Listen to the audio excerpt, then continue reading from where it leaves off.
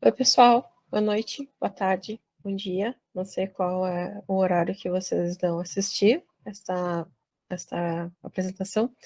Meu nome é Letícia Zumbuja Lopes e eu sou da Universidade Luterana do Brasil, participo do programa de pós-graduação em Ensino de Ciência e Matemática, com a linha de pesquisa e Educação para a Sustentabilidade, e hoje nós estaremos apresentando o nosso trabalho, intitulado Educação para a Sustentabilidade, problematizando o antropoceno e a perda de abelhas no Congresso Movimentos Docentes.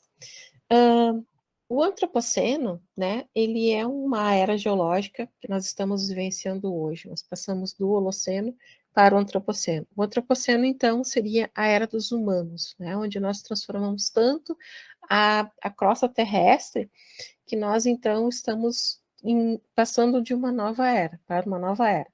E essa nova era marcada, então, por mudanças climáticas, aquecimento global, perda de biodiversidade, perda de hábitat, acidificação dos oceanos, poluição e extinção de espécies. Essa era geológica a gente pode perceber aqui neste infográfico, sobre, então, que o planeta Terra tem mais ou menos 4,5 bilhões de anos, e nós fomos, então, aqui passando por várias fases, várias eras geológicas, até chegarmos aqui ao período quaternário, depois o Holoceno, e agora, então, a partir da Revolução Industrial, 1950, mais ou menos, nós, então, passamos para essa nova era geológica antropoceno. Após, então, a Revolução Industrial, houve um grande aumento de fábricas, indústrias, sendo, então, desenvolvidas no planeta. Isso trouxe uma concentração de gases de efeito estufa, principalmente o CO2, cada vez mais rápido e maior. Hoje nós temos, então, 100 vezes mais rápido do que o final da última era glacial de concentração de CO2 na atmosfera.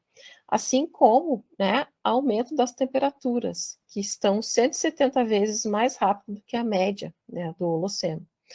Nesse sentido, também nós temos, em função do superaquecimento global e das queimadas provocadas por nós, pelos seres humanos, nós temos, então, essas modificações de hábitat. Aqui tem uma foto do Pantanal recentemente, que sofreu grandes queimadas, perdendo-se diversas espécies, animais, vegetais e hábitats. Então, essa erosão, está sendo chamada erosão antropogênica, antropocêntrica, ela está trazendo mudanças, E nada melhor do que a gente ter um parâmetro de mudanças com a imagem de uma metamorfose de uma borboleta, que é uma das imagens que mais nos apropriamos. Nesse sentido, para a gente tornar o mundo um lugar mais justo, no caso da educação, a gente pensa numa transgressão, transgredir no sentido de ir além, de atravessar.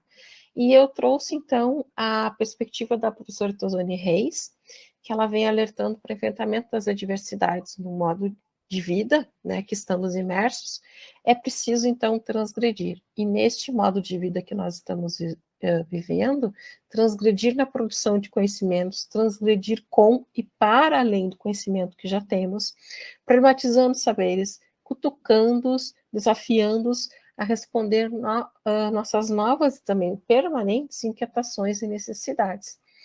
E transgredir quando a lógica é competir, é cooperar. Transgredir quando a lógica é reproduzir, é criar e recriar. Transgredir, então, para sentir e pensar. Transgredir é educar para pensar. Educar para compartilhar, para cooperar, para compreender o que nos faz iguais e diferentes, o que nos oprime e o que nos empodera, o que produz reproduzindo e o que produz transformando. Transgredir para empoderar, liberar para amar e para viver.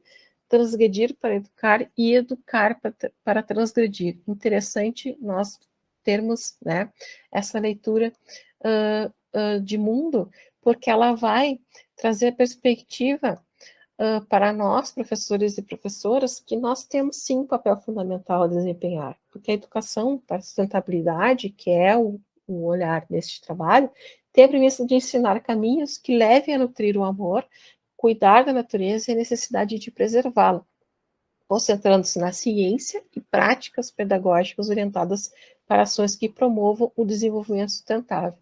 Nesse sentido das práticas pedagógicas, é que nós trouxemos como tema gerador as abelhas, né? E o que as abelhas têm a ver com isso?